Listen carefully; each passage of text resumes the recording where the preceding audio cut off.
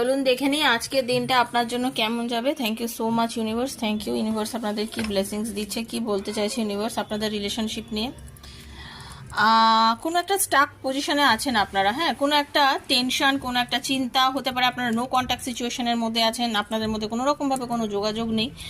অনেক দিন ধরে হয়তো আপনারা একটা দুজনের মধ্যে একটা নেগেটিভিটি চলছে, রাতে ঘুম হচ্ছে না, ভীষণ টেনশনের মধ্যে রয়েছেন, বেরোনোর রাস্তা খুঁজে পাচ্ছেন না, আর্থিক কিছু সমস্যার মধ্যে দিয়ে বর্তমানে আপনারা যাচ্ছেন, ঠিক আছে। বাট চিন্তা করবেন না, কারণ আপনাদের লাইফে আপনি যাকে নিয়ে চিন্তা করেন, মানে আপনার ভালোবাসার মানুষ, সেও কিন্তু আপনাকে নিয়ে চিন্তা করে।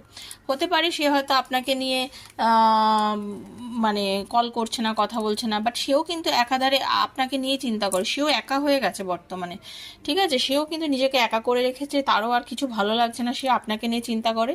এবং সে কিন্তু আপনার কাছে ফিরে আসার প্রবল একটা ইচ্ছা রাখছে, কারণ চ্যারিয়টের এনার্জি, এবং সে চেষ্টা করছে আসছে।